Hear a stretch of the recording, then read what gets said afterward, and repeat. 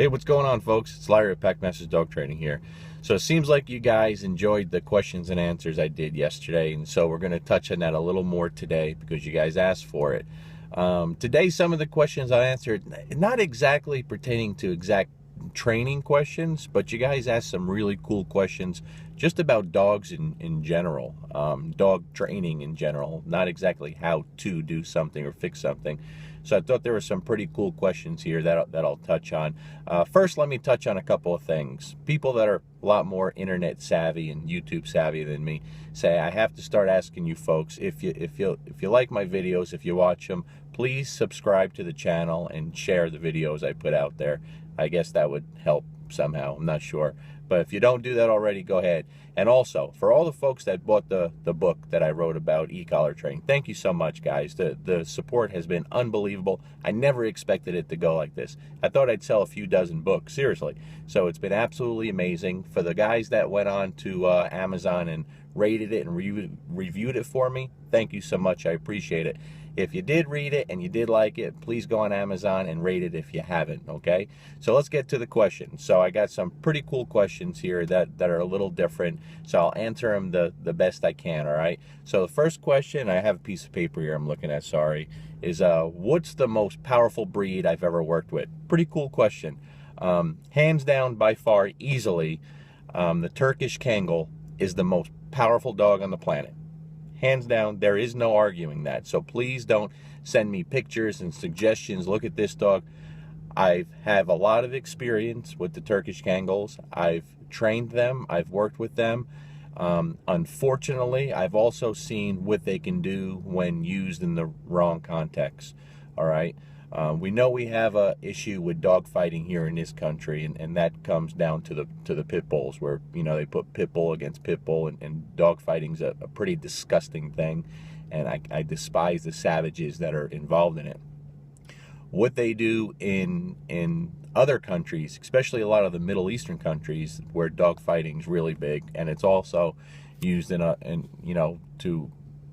involved in a lot of other crimes too. But they do different breeds against different breeds.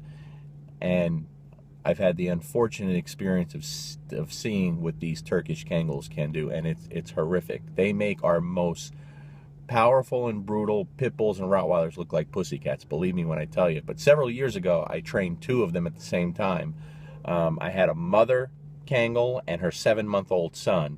And man, I tell you, it was one heck of an experience. I've never seen dogs with this kind of power.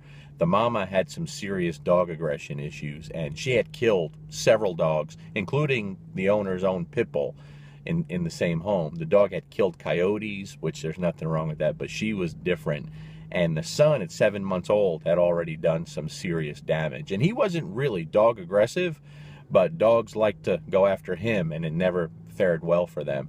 So back to the question, the Turkish Kangol is by far the most powerful dog I've ever worked with, and it is by far the most powerful breed on the planet, okay? Seriously, these dogs are used as flock guardians to protect livestock in Turkey and in Africa. They're pretty much responsible for saving the cheetah population, even though that's more the Anatolian Shepherd.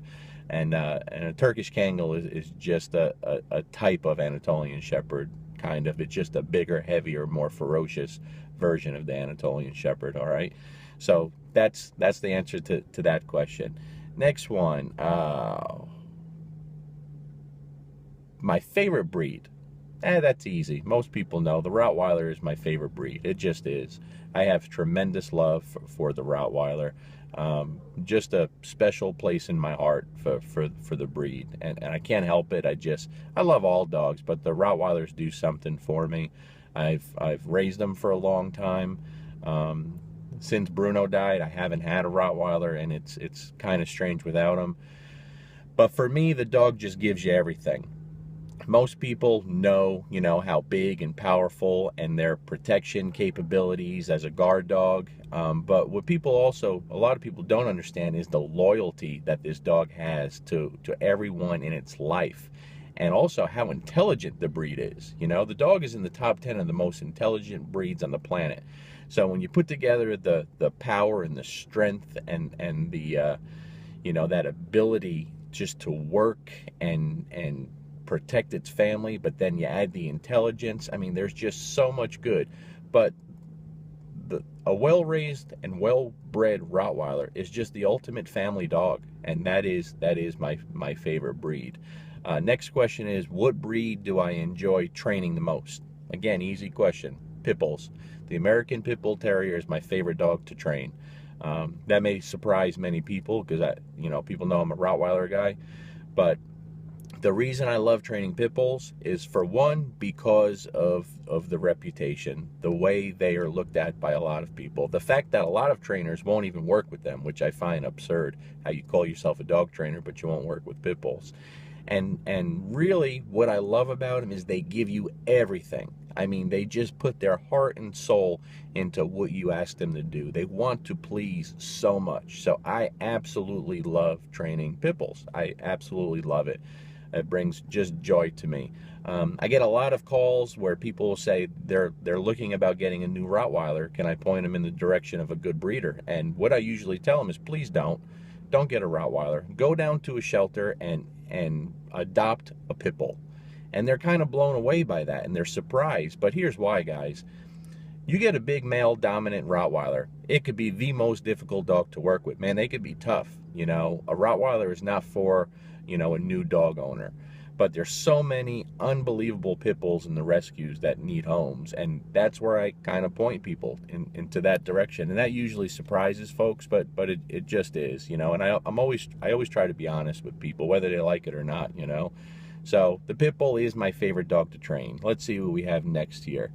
What do I love most about the dog training industry? Oh boy, man, I love everything about it, I mean, there's so much to love. Well, the dogs, you love working with dogs is a true privilege. It's not even like a job.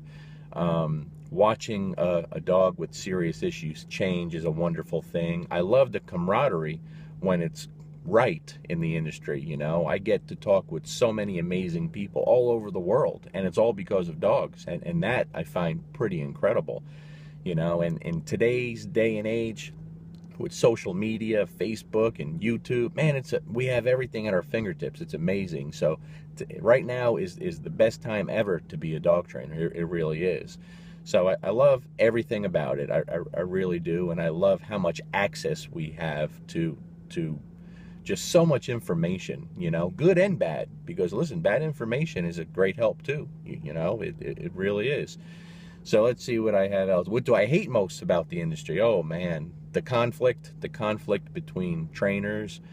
I hate the fact that there's, you have the purely positive that hate the balanced trainers and the balanced trainers. Man, I hate all that stuff. It's just ridiculous. If you're a dog trainer, you're a dog trainer. If you're a good dog trainer, you're a good dog trainer. If you're a bad dog trainer, you're a bad dog trainer. I hate the conflict. I hate the clicks too. Dog training could be very clicky. I receive a ton of videos from young dog trainers that ask me to take a look at their stuff, and they won't post it publicly on Facebook or YouTube or anything because they're scared of being ripped apart and ridiculed. And listen, when you put stuff out there, you're going to catch a lot of flack. I do. I don't catch that much flack, but, I've been pretty fortunate. But anyone who puts stuff out is going to receive criticism. But I think what seems to hurt them the most, there's trainers that are well respected that they'll never say anything good about anybody else's work, Just a few within their clique they'll always comment on, if you notice. And I think that's kind of chicken shit, But what it leads to what I hate most about the industry, and that's ego and arrogance. Man, it's rampant. Let's face it, guys, dog trainers are some of the most arrogant people on the planet. Not all of them, but some of the egos out there, holy shit, these world-renowned people that label themselves that. Come on, man. Come on, we're freaking dog trainers, We're not curing cancer. It's a great thing that we do, but some people need to check the egos a little bit, and start treating everyone a little better and providing some help out there for people who need it. You have a great opportunity for the folks that are great influences out there. Now, don't get me wrong, there's a lot of very, very talented people out there giving a lot of help to people, and that's good, So, this is a good one. If dog training tools were banned, how would it affect my training? Well, of course, I'm sure we're talking about prong collars and e-collars. Those are the tools that are going to get banned. Um, it wouldn't affect the way I train that much, and here's why. Yes, I use e-collars on every dog I train, okay? I don't use prong collars at all, so if prong collars were banned, and I'm going to be careful where I go with this because I received a lot of flack a while back, but listen, you guys asked me, I'm being honest. I don't use prong collars, so if they were banned, it wouldn't affect me at all. It wouldn't affect my clients because my clients don't use them. If they banned e-collars, it would affect me in one way. It wouldn't affect me with my own dogs. I don't need e-collars for my own dogs. And again, you got to remember, I don't teach anything with e-collars. I don't fix a lot of behaviors with e-collars. It would affect me in one way, and that's providing that off-leash freedom to my clients. That would be much harder to do. It would take a lot more time, and there's going to be some dogs that we wouldn't be able to trust off-leash. So that's how it would affect the way I train. That's pretty much the biggest issue. It would affect what I can do with my clients to provide their dogs off-leash freedom, because there are some dogs without an e-collar I wouldn't be comfortable with having off-leash. And even dogs that we would be able to get off-leash, it would take a lot more time. You understand what I'm saying? Let's see what else. Okay, next question. Who's the greatest dog trainer you've ever seen? That's a tough one, guys, because there's so many great people out there. You have tremendous talents on the working dog side. You have tremendous talents on the pet dog side. There's too many unbelievably talented dog trainers to name. But for me, Bart Ballone has been the biggest influence in my dog training career, by far. Okay?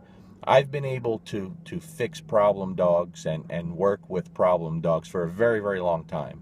It's just something that came easy to me always. I've always been good at fixing problem dogs.